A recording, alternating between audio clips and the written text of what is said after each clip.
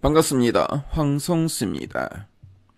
오늘은 높은 수요에도 불구하고 주가는 지지부진한 모습을 보이고 있는 미디어 콘텐츠 산업의 탐방 정보를 전해드리겠습니다.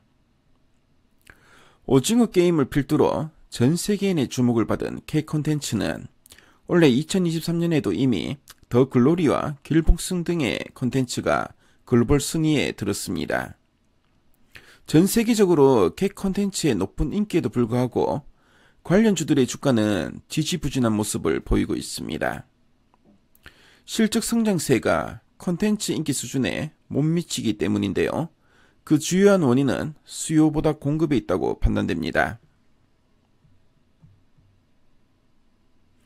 경기 둔화로 콘텐츠 전방 산업인 TV 채널의 광고 매출이 감소하고 OTT 구독자의 성장성이 감소하고 있습니다. 하지만 전방 둔화에도 콘텐츠 수요는 여전히 강한 모습을 보이고 있는데요. 매출 비중이 높은 OTT 콘텐츠 수요 여부는 구독자 성장과는 별개로 늘어날 것으로 판단하기 때문입니다. TV 채널은 재무 구조가 여유로운 상황이 아니므로 광고 둔화에 따른 캡티브 매출 감소가 발생할 수 있겠지만 주요 제작사의 캡티브 TV 매출 비중은 높지 않습니다. 문제는 오히려 공급 쪽에 있는데요. 시장의 인기가 높은데 오히려 못 따라가고 있습니다. 주요 이유는 자본력이 부족하기 때문인데요.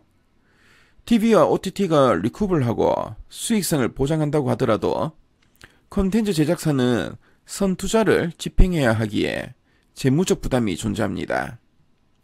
제작비가 크고 제작 편수가 많을수록 재무적 부담은 커지는데요. 국내 콘텐츠 제작사는 콘텐츠 산업 수요가 높은 상황에서 시장 장악력을 높이기 위해 제작을 늘리고 M&A를 하는 등 공격적인 투자를 진행하고 있습니다. 고성장하는 산업에서 공격적인 투자는 필수인데요. 하지만 콘텐츠 제작사는 그 후유증으로 재무적 어려움이 발생하고 있습니다. 대차 대조표 기준으로는 순차입금이 증가하고 있는데요. 늘어난 차입금은 최근 금리가 오르는 매출 환경이 겹치면서 손익계산서의 이자 비용 증가로 이어지고 있고요. 부담으로 작용하고 있습니다. 또한 손익계산서에서는 M&A로 현금 유출은 없지만 회계적으로 발생하는 PP의 성각과 영업권 손상이 반영되면서 실적이 계속 악화되고 있습니다. 2023년 올해에도 콘텐츠 투자와 M&A는 계속 진행될 것으로 보여지는데요. 이자 비용과 회계적 손실은 계속 이어질 것으로 예상됩니다. 재무적 부담을 부정할 수는 없지만 감내 가능한 수준이라고 판단되는데요. 각 기업은 각자의 방법으로 해결해 나갈 것으로 보여집니다. CJ E&M은 자산 유동화를 통해 핵심 사업 부분에 집중할 것으로 보여지고요. 스튜디오 드래곤은 주요 OTT 재계약으로 현금 회수 속도가 빨라질 것으로 보입니다. 컨텐트리 중앙은 캐시카우 역할을 하는 메가박스를 통해 현금 창출 능력을 높일 것으로 보여집니다. 공격적인 투자는 올 한 해 외형 성장으로 이어지겠지만 PP의 상각과 영업권 손상 반영으로 손익 개선 속도는 기대보다 더딜 수 있습니다.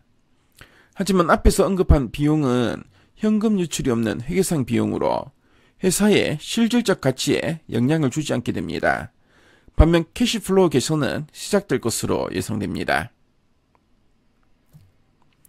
그럼 미디어 콘텐츠 산업의 대표주로서 주목할 만한 종목인 CJ E&M의 투자 포인트를 체크해 보겠습니다.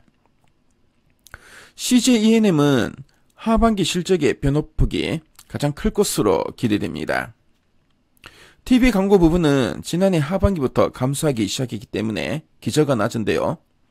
연간 광고 집행 예산은 하반기에 편중될 것으로 보이기 때문에 하반기 TV 광고 성장이 예상됩니다. TVing의 가입자 수는 통신사와의 번들형 상품으로 침투율을 계속 높일 것으로 보이는데요. 콘텐츠 판매도 선투자 규모를 감안하면 하반기 판매로 이어질 가능성이 높아 보입니다. 티빙의 오리지널 콘텐츠 판권 판매도 늘어날 것으로 예상되는데요. M&A 이후 몸집이 커진 CJ ENM은 늘어난 고정비 규모가 부담으로 작용하고 있습니다. 하지만 비핵심 자산 매각으로 재무 안정성을 확보할 것으로 보여집니다.